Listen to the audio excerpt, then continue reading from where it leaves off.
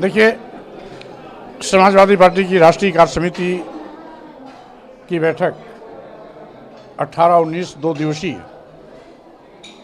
राष्ट्रीय अध्यक्ष श्री अखिलेश यादव जी की अध्यक्षता में संपन्न हुई, जिसमें राजनीतिक और आर्थिक प्रस्ताव प्रस्तुत किए गए और इस प्रस्ताव के माध्यम से देश के जो ज्वलंत मुद्दे हैं उस पर विस्तार से लगभग सैकड़ों नेताओं की चर्चाएं हुई। कुल मिलाकर के आज पूरा देश जल रहा है, संविधान पर खतरा है, लोकतंत्र पर खतरा है, देश पर खतरा है।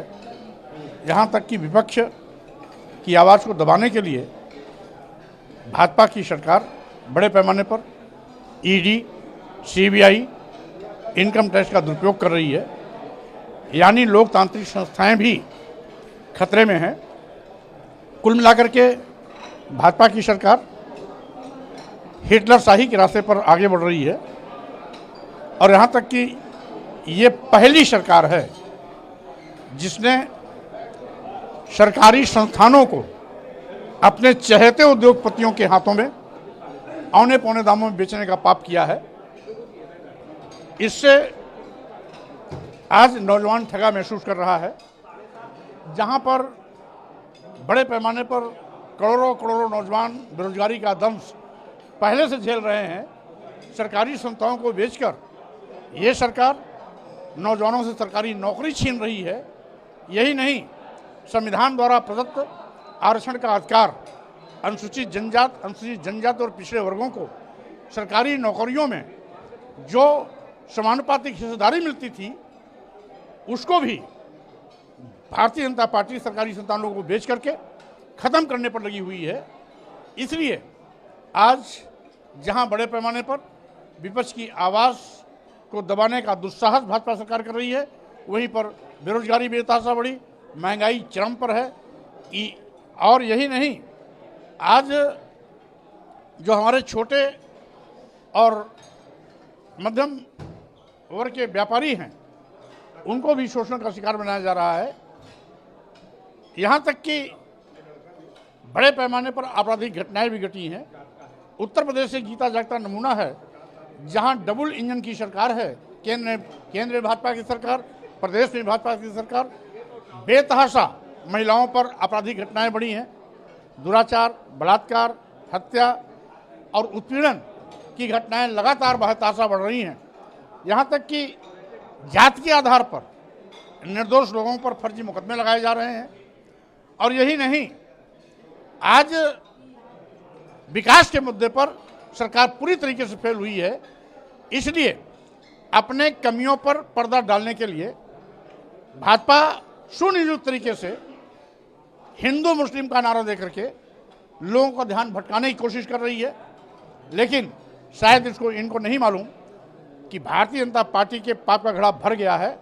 2024 लोकसभा चुनाव में इसका भांडा भी फूटेगा और भाजपा की विदाई भी होगी। आपके खुद के बयानों की बात करें तो विकासमूलक मुद्दों से हटकर आप अक्सर देखे जाते हैं कि धार्मिक ग्रंथों को लेकर ऐसा बयान देते हैं कि विवाद पैदा होता है। इसलिए कि भारतीय जनता पार्टी धर्म के नाम पर ही संविधान का मजाक उड़ा रही है।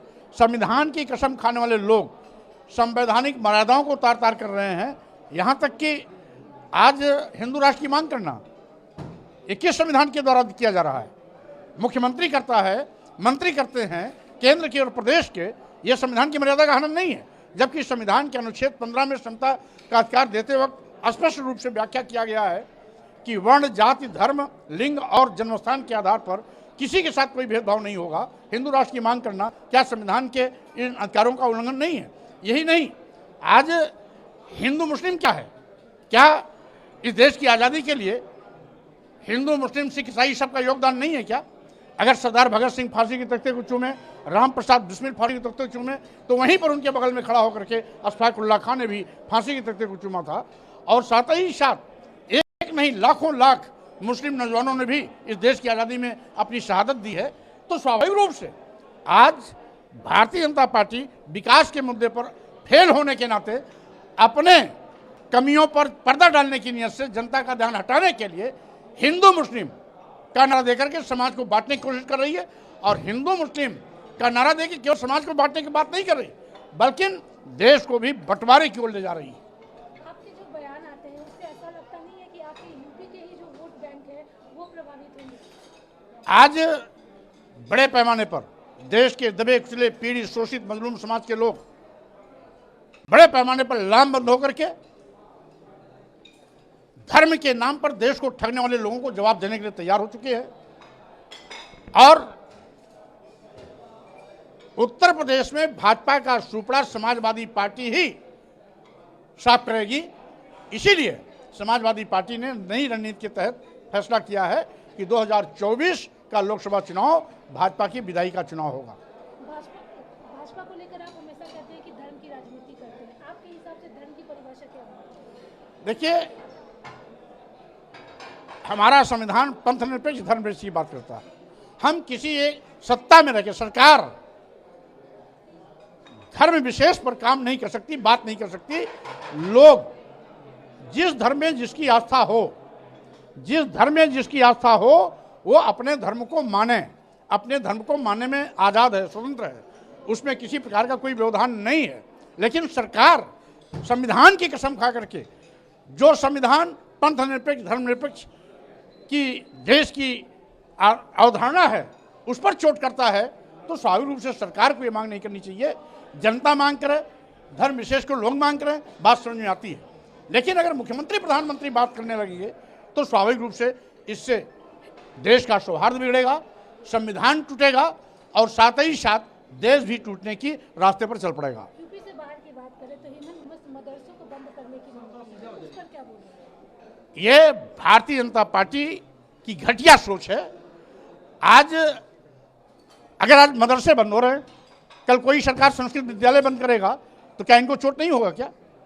इसलिए अगर संस्कृत विद्यालय चल सकते हैं तो मदरसे भी चलेंगे।